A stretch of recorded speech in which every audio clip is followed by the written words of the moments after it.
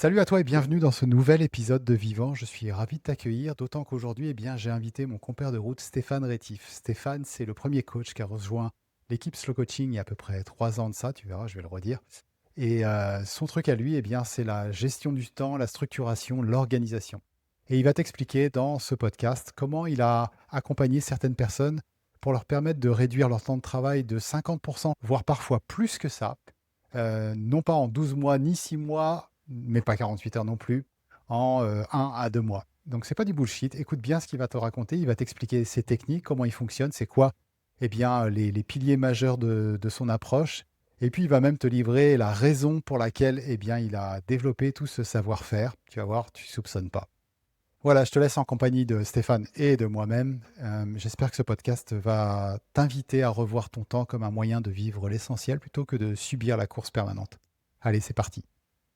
Salut Steph et bienvenue dans cet épisode. Je suis très content de te recevoir pour discuter un peu de ton parcours, tes sujets de prédilection et puis tout ce que tu auras envie de me raconter. Peut-être juste avant qu'on rentre dans le vif du sujet, je peux juste dire comment on en est arrivé à causer ensemble et puis après, je te laisserai compléter. Mhm. Ça fait quoi? Ça fait 3 ans? 3 ans? 4 ans? 3 ans? 3 ans, oui. Ouais, 3 ans. 3 ans. À ce moment-là, j'avais commencé à prendre la décision de me dire, bon, mon petit pote, tu vas pas rester tout seul à faire tous tes coachings, à tout faire tout seul. Et puis, tu as peut-être envie aussi d'être entouré. Et je me rappelle avoir commencé à poster des annonces. J'avais reçu plein de monde, dont un certain Stéphane. Et voilà, et c'est comme ça que ça a commencé. Et suite de l'histoire, comment c'était pour toi et qu'est-ce qui t'a amené à bosser ensemble finalement? Ok, bah déjà, merci de me donner ce privilège de pouvoir être à tes podcasts. Je Euh, t'en prie. et c'est vrai que notre rencontre, ça fait 3 ans, quasiment jour pour jour, où on s'est rencontrés. Et cette rencontre, oui, je m'en souviens très bien, puisque moi, un peu comme tout le monde qui fait slow coaching, les réseaux sociaux m'ont amené à tes publicités. Et, euh, et moi, à cette époque-là, je me disais, waouh, c'est vachement bien foutu. Et, euh, le cheminement que je pressentais au travers de tes posts, j'avais cette curiosité, même si de mon côté, j'étais déjà coach, j'avais cette curiosité de savoir ce qui se cachait derrière les coulisses, dans les coulisses de slow coaching. Effectivement, on a pris contact, toi et moi, parce que tu avais diffusé une annonce pour trouver un allié, un coach pour t'aider à répondre à la forte demande de tes prospects. Euh, Et ça a tout de suite matché. Je me souviens que ça n'a pas duré 2 heures, nos échanges, ça a duré une bonne heure. Et puis le match était plié, on savait qu'on avait envie d'avancer ensemble. Et, euh, et ça a été le début, oui, d'une très belle série, puisque 3 ans. Aujourd'hui, t'en es où? Enfin, il me semblait que tu avais un décompte du nombre de personnes que tu as accompagnées. Tu es à combien là? Oui, alors j'ai pas le décompte à jour de ce matin, mais en tout cas, Comment ça? Enfin, j'ai pas les stats. Mais je sais que le début janvier ou au premier trimestre donc de cette année, j'ai dépassé les 100 chefs d'entreprise accompagnés dans le parcours slow coaching. Donc, voilà, j'ai un peu cette fierté, je pense, de dire que le parcours, je le maîtrise en long, en large et en travers, pour l'avoir éprouvé et pratiqué de nombreuses fois. ok. Je pense qu'à la fin, tu le sais, tu le connais mieux que moi. Des fois, je vois dans nos discussions. Ah ouais, c'est ce truc-là dans cette vidéo. Ah oui, j'ai dit ça. Bon, ok. C'est vrai. Euh, de toute cette expérience-là, plus d'une centaine de personnes dans ce parcours-là, plus ce que tu fais ailleurs, Mhm. euh, qu'est-ce que tu retiens? Enfin, qu'est-ce qui t'a marqué le plus? Qu'est-ce que tu retiens de tout ça? En fait, ce que je retiens systématiquement, en fait, à la fin du parcours, c'est que je me dis très souvent, je me dis, ben, j'aurais dû prendre une photo, faire une capture d'écran là de la première séance de coaching, d'un client et de reprendre la même photo dans les mêmes conditions à la fin du parcours et de pouvoir mettre les deux côte à côte et de voir vraiment que cette évolution et le chemin que les clients font dans le parcours, bah, ça se voit même sur voilà, sur le physique, sur le corps, sur l'énergie corporelle. Et, Hmm, euh, et ça, bah, c'est presque tout le temps le cas. hmm. Euh, et ça témoigne vraiment du chemin et du réalignement qui a été fait pendant toute l'aventure slow coaching. Et toi, enfin, tu vois, si on devait un peu, je sais pas, définir un profil typique des personnes qui viennent à toi et pourquoi elles viennent à toi, et c'est quoi les grands sujets ou les grands problèmes qu'ils vont régler, tu dirais que ça serait quoi? Euh, Je parle vraiment avec ta patte, hein, parce qu'il y a slow coaching, c'est une ouais. chose, et chacun y met Mhm. son truc, mais toi, avec ta perspective à toi. Alors, le point qui va être assez commun, il va être autour de l'organisation au sens large, le sentiment d'être débordé, le sentiment de ne pas avoir le temps de tout faire, et le sentiment bah, de ne pas être là où il devrait être, au bon endroit, au bon moment. Le sentiment d'être, C'est-à-dire, bah, quand, avec le sentiment de se dire que bah, quand je suis au travail, je me dis que ma place, elle devrait être auprès des miens, auprès de mes proches, ou prendre soin de moi et de ma santé. Et puis, bah, quand je prends soin de moi, quand je suis à la salle de sport ou quand je suis avec mes enfants, bah, ce sentiment de se dire, bah, en fait, non, là, je devrais être au boulot et donc je garde le téléphone près de moi et en fait, je me dis qu'à ce moment-là, bah, ma place, elle serait plutôt au boulot, à traiter mes emails, à supporter mes équipes, etc. Et c'est ça, une forme de culpabilité, c'est ça que tu veux dire? Enfin de... même pas une forme de culpabilité, une vraie culpabilité, de pas trouver sa place dans laquelle on assume d'être à cet endroit à ce moment-là, et qu'à ce moment-là, c'est une vraie décision, c'est un vrai choix, et c'est pas un stress de se dire bah, je suis là maintenant, mais en fait, j'attends qu'une chose, c'est que ça se termine pour aller faire ce que j'ai à faire après. Et donc, l'impact direct, hein, c'est la qualité du moment présent. Ouais, j'ai deux, trois scènes comme ça peut être embarrassant, mais on va pas venir là-dessus. Euh, tu en as parlé, et puis c'est vraiment, je crois, ta spécialité. Tu as parlé de sentiment d'être débordé et de jamais avoir le temps, et finalement de pas être, enfin, de se sentir coupable de jamais être au bon moment, au bon endroit. Toi, ta couleur, vraiment, elle est autour de l'organisation, la structuration, la gestion du temps. Tu m'arrêtes si je dis des conneries.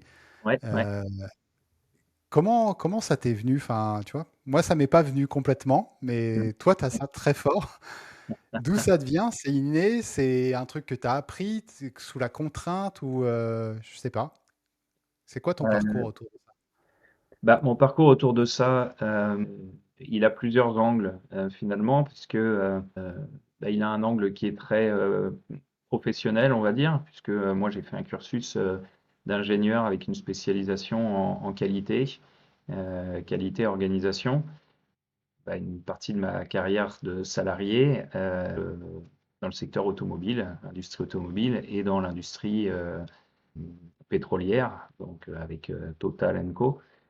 Hmm. Euh, j'ai évolué dans des structures où l'organisation, elle était pas du tout laissée au hasard. Elle était toujours carrée, toujours sous contrôle, toujours à tout anticiper.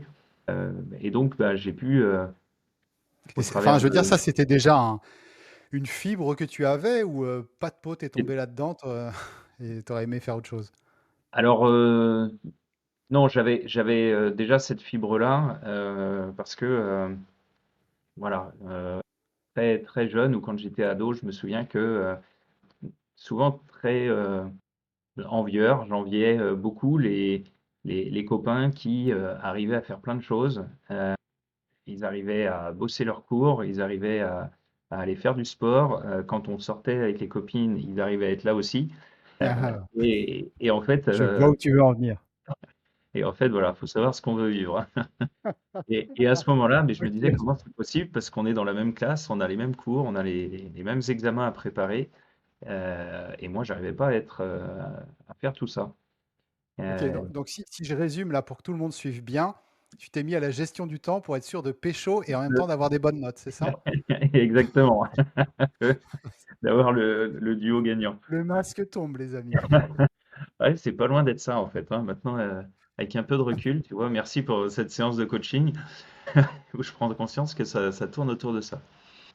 Donc oui, j'ai des constats à pas mal d'endroits, par rapport à ça. Et puis, ensuite, bah, côté, professionnel, bah, en fait, j'ai travaillé, quand j'ai été salarié, à un moment donné, j'étais, directeur Lean Manufacturing. Donc pour ceux que ça parle pas, le Lean Manufacturing, pardon, c'est un concept, qui vient de l'Orient, hein, du Japon et qui a été, créé dans le milieu automobile pour optimiser les process automobiles et cetera, gagner en efficacité, en performance. Et donc j'étais, directeur de ce département Lean Manufacturing. Bah, je constatais que toute notre énergie, tous nos projets étaient, concentrés sur les ateliers de fabrication, les lignes de montage, automobile et cetera. Et qu'en fait ce concept, bien qu'il existait, il a été créé quelques années après le Lean Manufacturing et ça s'appelait le Lean Management, qui a été créé quelques temps après, à destination, bah, plus de ce qu'on appelle les activités support, donc l'administratif, les Mmh. services comptables, etc., les achats, les ressources humaines. Eh bien, pour autant, bah, dans mes, dans mes entretiens annuels, dans les projets d'entreprise, on me demandait très peu d'aller appliquer ce Lean Management dans les services. Sauf que moi, je faisais le constat dans mes services et dans les différents services que il y avait un vrai besoin de structurer et de donner des outils d'organisation qui ne permettent pas de travailler plus vite, mais qui permettent de travailler mieux, de travailler vraiment sur les sujets qui sont impactants et de ne pas se disperser. Quand on faisait le constat de salariés qui passaient 3 heures à remplir un fichier Excel et que bah, à la fois c'était pas pertinent pour la performance du service, mais en même temps c'était pas du tout la tasse de thé de la personne qui bossait dessus. Et donc fort de ce constat, je me suis dit bah, il y a vraiment des choses à faire puisque les services support ça peut représenter quand même un certain nombre une certaine masse salariale et, euh, et une certaine efficacité derrière. Donc c'est né beaucoup de ça et pour moi, mon impulsion, elle s'est aussi accentuée quand il y a la notion de QVT qui est arrivée dans les entreprises. Donc QVT, qualité de vie au travail. Et donc avec la RSE, responsabilité sociétale des entreprises, où bah, la notion de bien-être au travail est arrivée. Et donc cette impulsion, elle m'a vraiment montré que bah, était incontournable en fait. Mmh.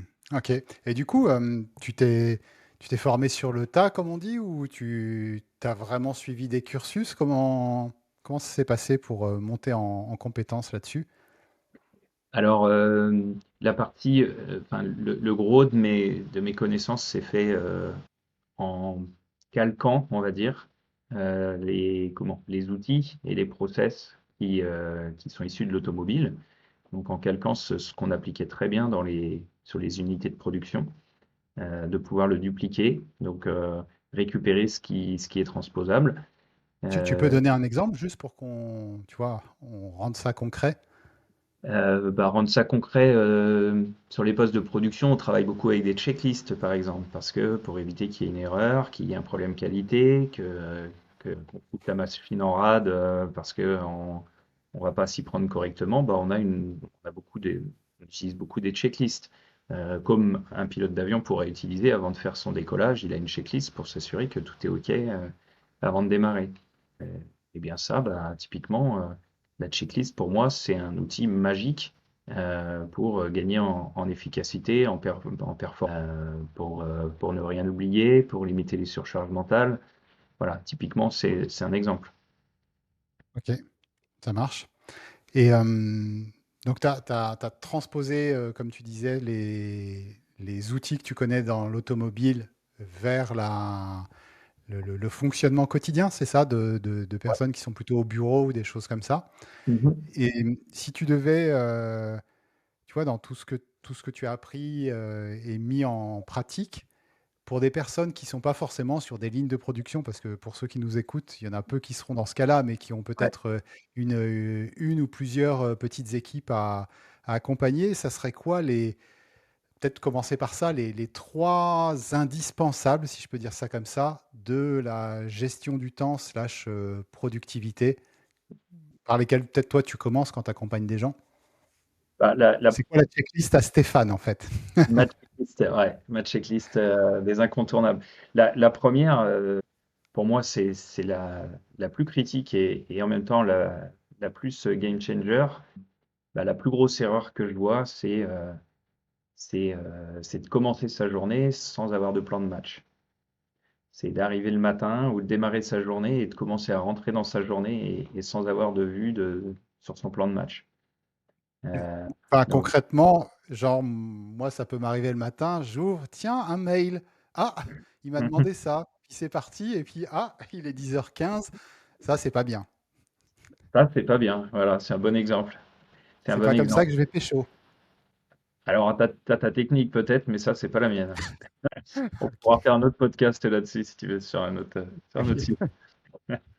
Et ouais, la première des choses, c'est ça, c'est que euh, bah, qu'est-ce que j'appelle un plan de match? Bah, c'est de savoir dès le matin quelles sont tes 1 à 3 actions prioritaires, qui sont des actions qui vont vraiment te faire avancer vers tes objectifs et qui doivent être ton focus de la journée, en te disant bah, si la journée devait euh, se terminer à midi, c'est quoi les 3 grandes actions qui me font dire que ma journée, elle est réussie, elle est positive. Euh, Parce que bah, ce qu'on Et voit très comment tu définis ça? Comment tu définis ces trois trucs parce que, enfin, je sais pas, je parle de mon expérience, mais aussi beaucoup ce que j'ai entendu. J'ai une liste longue comme le bras. euh, Dans l'urgence, le stress, etc. C'est pas toujours évident de se dire, bah, c'est là, là, là et là que je dois mettre mon temps. Comment Mhm. tu fais le tri? Bah, le tri, il se fait plus en amont parce que pour démarrer sa journée en ayant un plan de match et en connaissant ses focus, bah, le prérequis, c'est de connaître ses priorités et de connaître les directions dans lesquelles on veut aller. Et ça, souvent, c'est ce qui pêche, c'est bah, de ne pas avoir de planification, de planification à minima trimestrielle, de ne pas savoir quels sont les objectifs que je veux atteindre là dans les 3 prochains mois. Et donc, c'est ça très souvent qui pêche, c'est d'avoir des intentions, c'est bien, mais de ne pas avoir d'objectifs très précis, très chiffrés. Où est-ce que je veux Smart. en être? Voilà. Où est des objectifs SMART et où est-ce que je veux être dans 3 mois, par exemple? Parce que bah, sans ça, on avance à l'aveugle et en fait, on se laisse attirer par les urgences, justement, parce que bah, on a l'impression que c'est une urgence et on se dit que c'est ça qui va faire avancer l'entreprise, le collaborateur, etc. Mais en soi, est-ce que vraiment c'est là où je dois passer et mettre mon énergie? Il y a de fortes chances que ce soit pas le cas. Hmm. Donc ça fait Ok. partie d'une grosse erreur, c'est de ne pas connaître ses priorités et de ne pas planifier ses priorités avec des objectifs clairs. Donc, le premier, c'était avoir son plan de match pour la journée, les trois choses que Ouais, j'ai envie d'avoir atteint dans la journée. ouais, Deuxième, c'est les priorités, avoir une vision moyen terme dans ce que tu dis, si je comprends bien, de quelles sont mes priorités, ce que je veux spécifiquement avoir atteint, c'est ça? ouais, c'est ça, c'est ça. Et Ok. puis, peut-être la troisième erreur la plus fréquente, c'est de mal évaluer son temps de travail disponible. C'est que on arrive le matin en se disant, bon, aujourd'hui, j'ai 8 heures, une journée de 8 heures devant moi, bah, je vais faire ça, ça et ça. Sauf que le temps disponible, bah, il faut prendre en compte les temps où on est en réunion, les temps où on a des rendez-vous, etc., etc. Et cetera. Et que bah, bien souvent, on surestime ce qu'on est capable de faire. Et en fait, bah, quand on déduit des 8 heures les différentes réunions, les différents rendez-vous, etc., bah, réellement, le temps qu'on appelle le temps disponible, qui va être le temps vraiment où on va pouvoir prendre des rendez-vous avec soi-même et puis travailler sur des sujets impactants qui font avancer vers les objectifs. Tu fais ça concrètement? Je veux dire, dans ton agenda, tu mets ça, c'est du temps pour moi, pour tel sujet, c'est ça? Voilà, le temps qu'on va bloquer pour nous, donc les rendez-vous qu'on va bloquer pour nous-mêmes, sont mis dans l'agenda. Et ça fait partie des tips hein, de la méthodologie, c'est de programmer dans l'agenda des créneaux qui sont des rendez-vous avec soi-même. Parce que si on ne les positionne pas, il y aura d'autres choses qui vont se mettre par-dessus. Et les rendez-vous avec soi-même, typiquement, c'est vraiment les rendez-vous où on avance encore une fois sur les sujets de fond, les sujets impactants pour soi, impactants pour l'entreprise. Et donc cette organisation, elle est incontournable. Et le temps dispo, c'est important de bien évaluer ce temps disponible pour pas justement s'en mettre trop dans son assiette et puis d'alimenter de la frustration. Parce que c'est ça un point que je vois très très souvent, c'est chaque jour on se donne plein de choses à faire. Chaque soir on se dit j'ai fait plein de choses mais j'ai pas fait tout ce que j'avais prévu. Et en fait en faisant ça, on ne nourrit que de la frustration et on n'a jamais de moment pour célébrer. Et c'est Ce ce qui qui se passe. renvoie à la culpabilité dont tu parlais, c'est-à-dire qu'après je peux Et- couper, je peux arrêter à 18 heures parce que je suis un bon papa et Mhm. puis quand, je suis avec les enfants, faut pas trop qu'ils me cassent les bonbons parce que j'ai des choses importantes sur le grill, c'est ça? Et j'ai pas fini, voilà, et j'ai pas fini ma to-do list ou ma liste de courses Et de mes tâches. Et ça, en fait, pour moi, c'est fondamental parce que euh, le fait de ne jamais célébrer, de pouvoir être content, d'avoir défini que j'avais X tâches à faire et que j'ai réussi à faire mes tâches, eh bien, ça contribue au fur et à mesure à démotiver, à perdre le cap et puis à plus y croire. Alors qu'à mmh, l'inverse, en étant plus prudent sur notre capacité à traiter un certain nombre de tâches, c'est-à-dire en étant, euh, en diminuant notre estimation du temps disponible, on va se mettre moins de choses dans notre liste de courses, mais le soir, on sera sûr de les avoir faites et on pourra célébrer le fait d'avoir terminé notre journée en ayant fait ce qu'on avait prévu de faire. Et OK. ce que je dis aussi souvent, c'est que, et ça j'aime bien dire ça, c'est que de fonctionner comme ça permet aussi d'avoir la double satisfaction. La première, c'est d'avoir traité ce qu'on avait prévu de faire. Et la deuxième, c'est que si de temps en temps, on a eu plus de temps pour faire plus de choses, on rentre avec la satisfaction de dire non seulement j'ai fait tout ce que j'avais prévu de faire, mais j'ai même eu le temps de faire ça, ça et ça. Et donc, Mmh. enfin, je pense que si je te pose la question à toi en disant combien de soirs par semaine tu peux te faire cette réflexion-là de dire j'ai fait plus que ce que j'avais prévu, je pense que c'est pas courant. Je confirme. Mais j'utiliserai une punchline, ma technique pour pécho est différente. Non, non, je comprends, enfin, je comprends carrément et moi, je sais que c'est pas dans ma zone de génie et quand je te vois faire c'est ce qu'on discutait l'autre fois avec Diane, on se dit: «Putain, il est fort le Steph quand même, hein». On devrait s'en inspirer un petit peu. Tu sais, pour revenir à des choses un peu, comment dire? Concrètes pour que les gens se représentent ce que ça veut dire.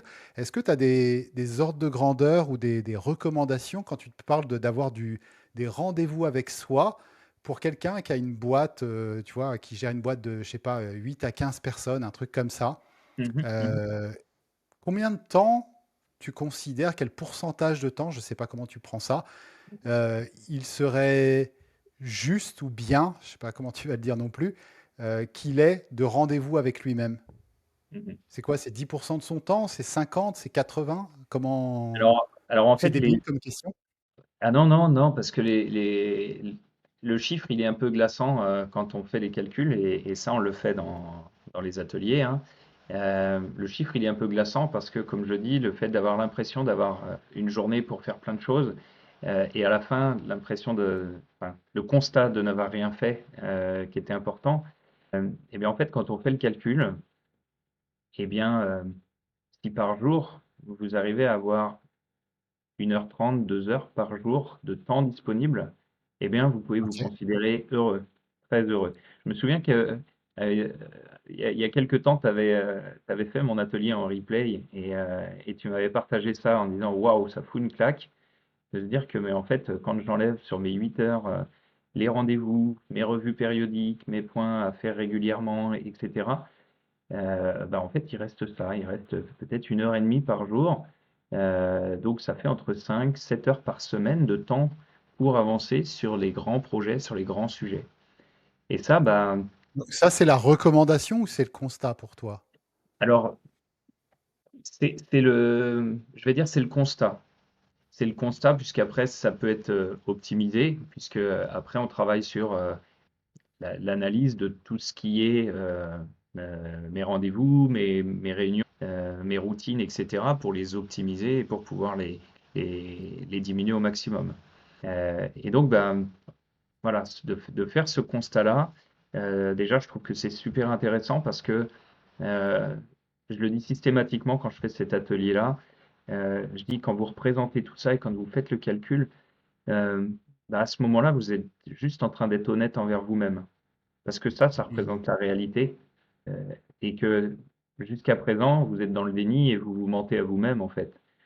Bah, vous prenez pas en compte tous les rendez-vous, vous prenez pas en compte que pour aller d'un rendez-vous client à un autre, il y a des temps de transport, vous prenez pas en compte un certain nombre de choses. Sauf que ça, qu'on le veuille ou non, c'est comme ça que ça va se passer. Il faudra bien que vous preniez votre voiture pour aller de là à ce rendez-vous-là. Et donc, voilà, ce constat-là, il est important parce que bah, il permet d'être, comme je dis, honnête envers soi-même, mais il permet aussi bah, de donner des explications, en fait. De donner des explications à, ah bah oui, bah, je comprends, en fait, là, pourquoi est-ce que Ouais, j'arrive pas à avancer sur mes projets. ouais, Et on a produit à ce moment-là cette notion d'aléa, d'imprévu, où moi je vois très souvent des plannings qui sont imbriqués, c'est du Tetris, paf, paf, paf, paf, tout s'enchaîne. Et là, je dis, waouh, vous avez de la chance, vous avez aucun aléa, aucun imprévu, le téléphone, il sonne jamais dans votre journée pour vous couper dans ce que vous êtes en train de faire. Et en réalité, ben, les temps d'aléa que je demande à mettre aux clients quand ils construisent leurs premiers agendas, bah, c'est de placer entre 2 à 3 heures, de considérer 2 à 3 heures par jour d'aléa.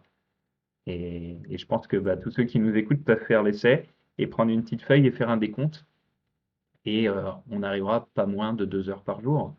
Entre le coup de fil, le truc qui s'est pas passé comme prévu, je ouais, dois partir à un rendez-vous et puis je dois déposer le gamin à la crèche et puis bah, en fait, je sais pas, il faut le changer, il a fait dans sa couche, il y a eu un problème, etc. Allez hop, demi-tour à la maison et puis voilà, un des ouais. enfants qui demande un coup de main pour faire Et les devoirs, etc. Et voilà, deux du à coup, trois heures. si on met tout bout à bout, là, entre le 1h30 à 2 heures que tu dois avoir pour toi, ensuite, ce que tu as dit d'aléa de 2h30 plus ou moins, faut considérer que de temps qui peut être bloqué par d'autres choses, le grand maximum, ça devrait être une demi-journée par jour, enfin Mm. l'équivalent d'une demi-journée est allouable à des activités où je suis accaparé par l'extérieur.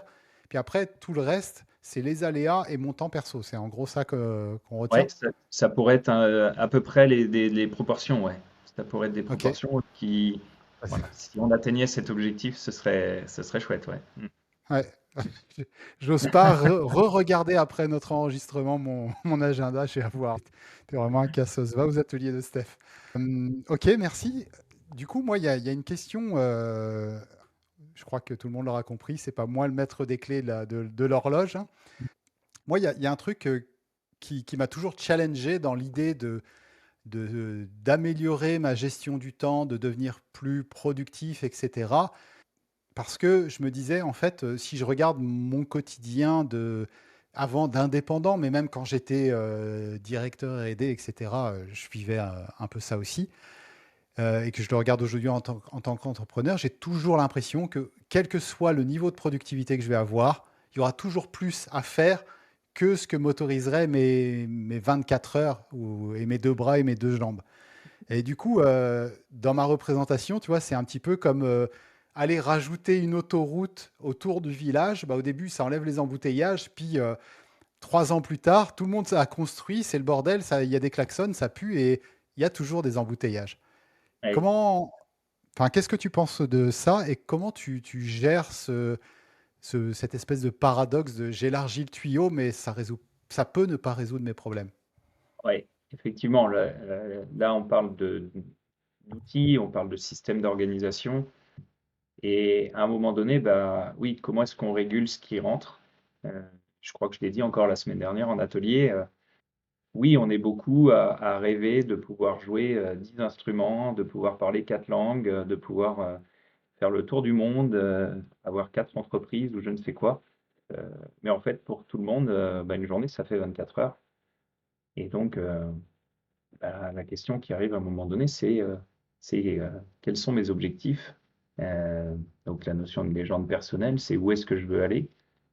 Et pour ce faire, ben, peut-être que oui, j'ai envie d'apprendre 10 instruments de musique, 4 langues, mais une des erreurs très courantes, c'est de vouloir tout faire tout de suite.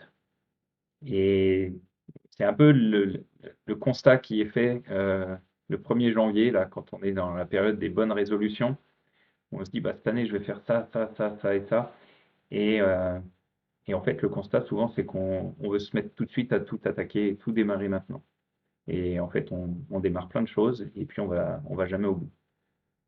Donc pour Et tu moi, vois, si, enfin, ma question, c'était peut-être dans le sens où, tu vois, si j'ai mon entreprise, j'ai des équipes, etc., et j'ai l'impression que plus je me rends disponible, plus peut-être ils vont me solliciter, plus mon...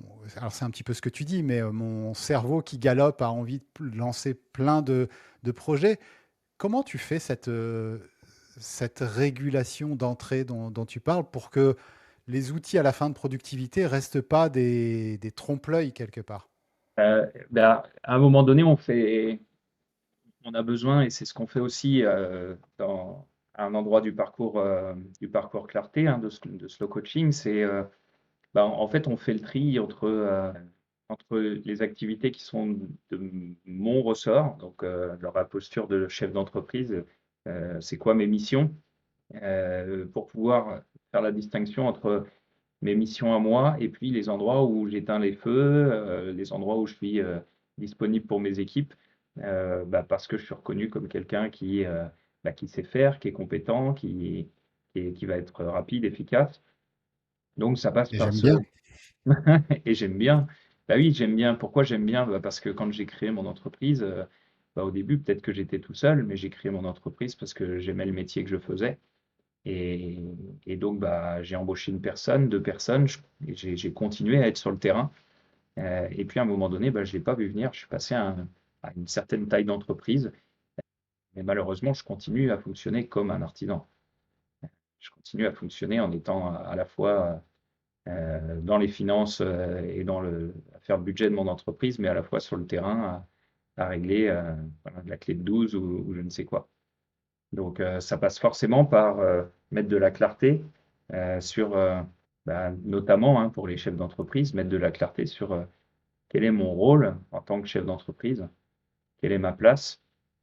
Et là, voilà, c'est vraiment game changer de prendre conscience que bah, ça y est, en fait, je suis chef d'entreprise. Et donc, chef d'entreprise, bah, il y a une casquette qui peut être donnée à personne, c'est celle de chef d'entreprise.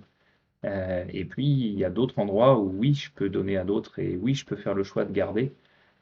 Et là, bah, la question, c'est est-ce que c'est une injonction, c'est il faut, je dois, j'ai pas le choix, ou est-ce que j'ai envie de faire?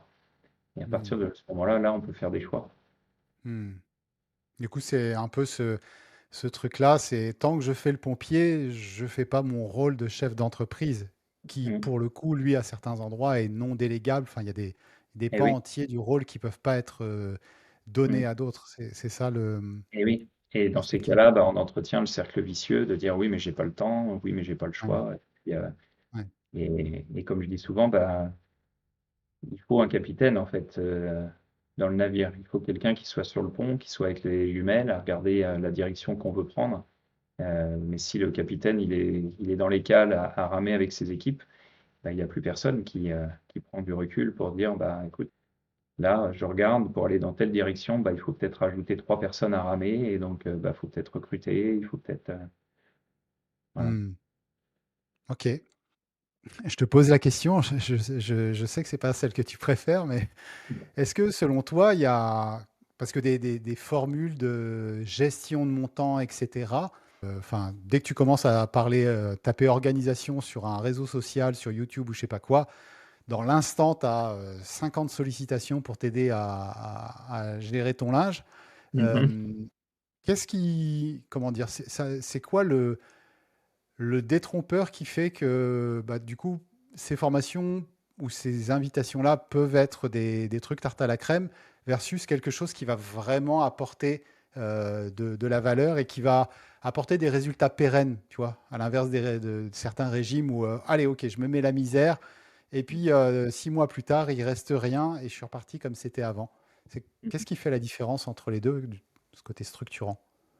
Bah, le côté structurant, pour moi, ce qui fait la différence, c'est ça se joue en partie sur les outils. Parce que quand on cherche, comme tu dis, sur Internet, des solutions d'organisation, tout de suite, on va tomber sur des outils, vraiment des logiciels, sur euh, vraiment voilà, prenez ce logiciel et puis ça va aller mieux, ça va tout structurer, ça va structurer vos équipes, ça va structurer tout Ah, un moi, tas j'en de... ai vu à la pelle, enfin, Ouais, logiciel ouais, de prise de notes, des Notion super compliqués pour faire ouais. tout un tas de CRM et de machins. Mm, mm. Ouais, il y a tout un tas d'outils. On entend Asana, Moonday.com, etc. Donc, Ouais, on c'est entend ça, ouais. plein d'outils. Et en fait, le problème de ça, c'est que bah, c'est encore un outil de plus. C'est encore une prise en main de plus. Et en plus de ça, bah, c'est un outil qui va répondre peut-être en grande partie à nos besoins, mais qui va nous demander un peu de se tordre à certains endroits dans nos fonctionnements pour que ce soit à nous de nous adapter à l'outil. Donc, dans ces propositions qu'on peut voir sur Internet, il y a énormément de propositions de ce type-là. Alors que moi, dans la méthodologie que j'ai construite, bah, en fait, on travaille avec ce qu'on a déjà. Bah, on travaille avec notre agenda qu'on a déjà, on travaille avec notre to-do list qu'on a déjà. La gestion de projet, bah, on travaille avec ce qu'on a. Si on a un fichier Excel, c'est très bien pour gérer un projet. Si on a des outils pour faire des plannings de Gantt, etc., bah, c'est très bien aussi. On pourra fonctionner avec. Et donc, ça se joue sur la méthodologie et après, on me donne n'importe quel outil et en fait, on saura transposer la méthodologie dedans. Donc, pour moi, c'est hyper important de se dire que on n'a pas besoin de faire migrer toute une organisation sur un nouvel outil. Euh, Ils ont déjà les outils. Hmm. On travaille sur comment est-ce qu'on apprend à utiliser ces outils qui sont vraiment les outils du quotidien, quoi. C'est Microsoft Outlook, c'est Gmail. Bah, ça, on l'utilise tous les jours. Mais ces outils-là, bah, de plus en plus, on met en avant le côté intuitif de tous les outils. Et malheureusement, bah, parfois, le côté intuitif, on l'apprend de manière très superficielle. Et donc, c'est valable pour Gmail, c'est valable pour les agendas électroniques. Et donc, bah, moi, j'utilise ces strates-là, en fait, de ces outils, pour que ça devienne vraiment naturel. Voilà, que ce soit des outils qui soient vraiment des alliés au Hmm. service de ce qu'on a envie de vivre et que ce ne soit pas des contraintes qu'il faut passer du Ouais. temps à remplir. Low tech. Exactement. Retour à la low-tech. Enfin, tu crois pas si bien dire, c'est que pour moi, dans ce qui est low-tech, moi je suis, quand on parle d'indicateurs, de pilotage, etc., moi je suis hyper favorable au bout de papier accroché sur le mur dans le couloir où chaque jour on vient mettre Management visuel. voilà, un petit point de marqueur pour dire où on en est sur tel indicateur. Pour moi, c'est canon parce que ça répond à l'objectif et puis c'est visuel, tout le monde peut le voir et très, très percutant. Donc oui, moi je suis hyper favorable à ça, pas reconstruire encore des nouveaux outils. Donc voilà. Ok, top. Dernière question. 100 et quelques personnes accompagnées, et du coup, ta méthodologie dans la gestion du temps et puis tout ça au sein de Slow Coaching.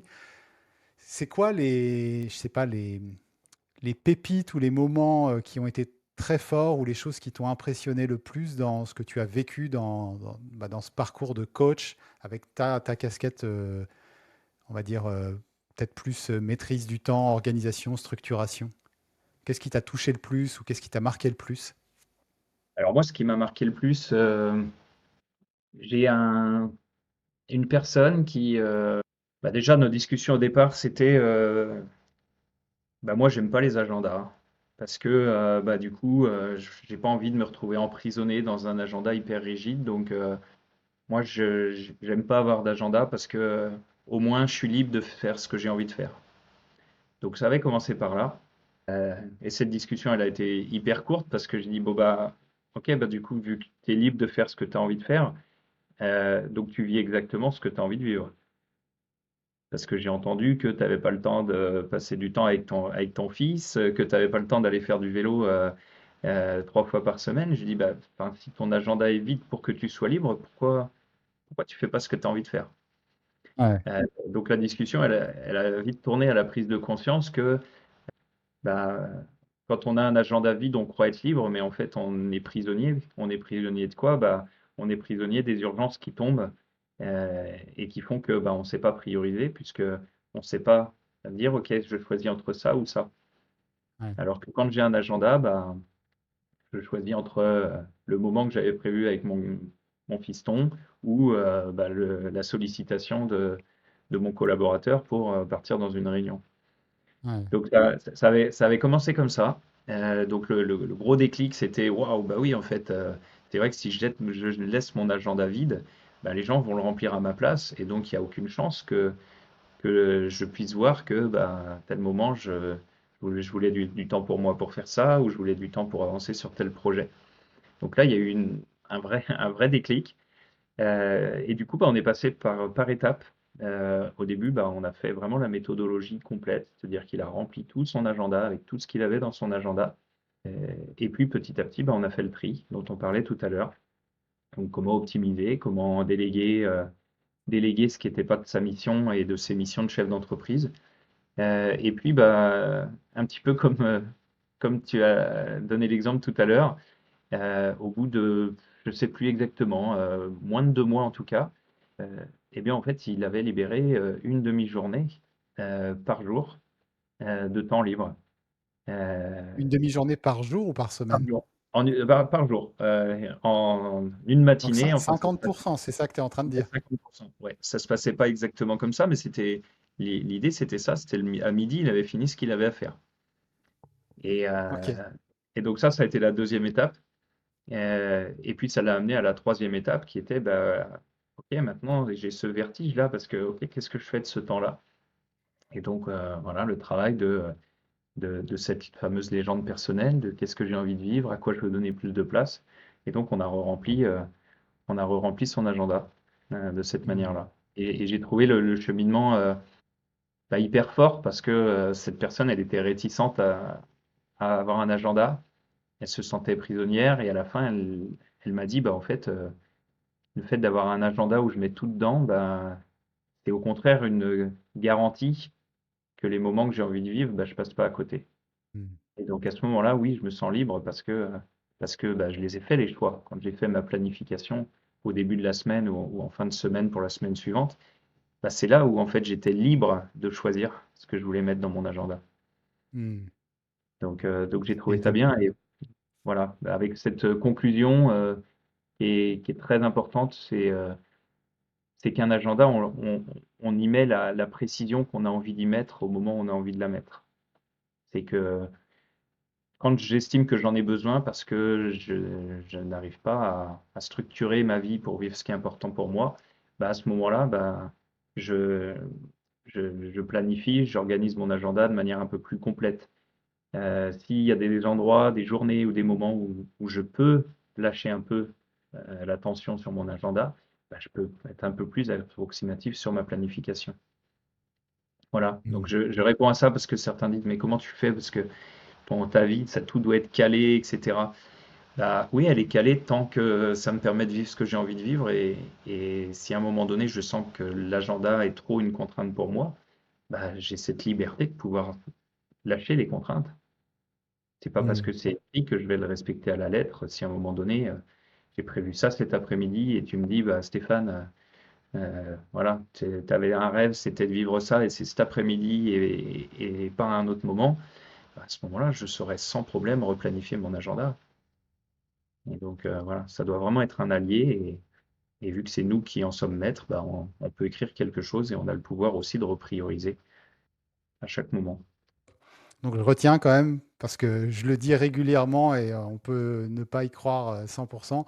Je retiens, oui, c'est possible de diviser par 2 son temps de travail. Je crois qu'on a même vu bien plus que ça de Ouais. mémoire.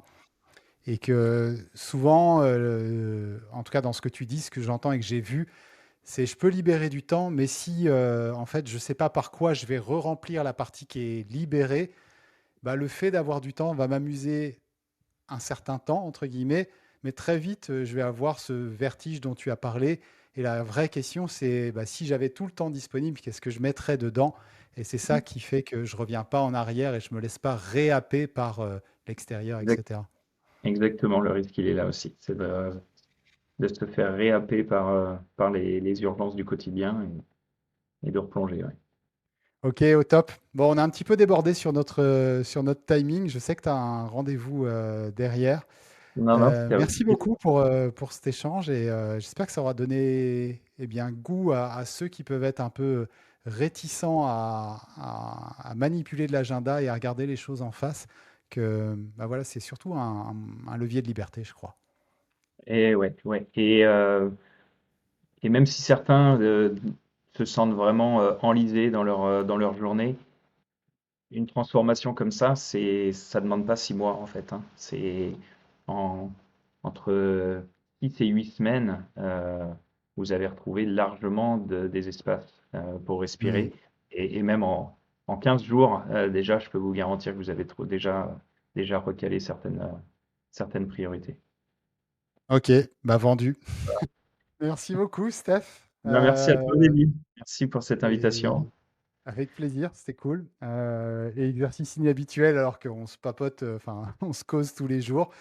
Euh, Merci pour t'être prêté à tout ça. Et puis, eh ben, à très bientôt. Allez, À ciao, bientôt. ciao. Salut, David.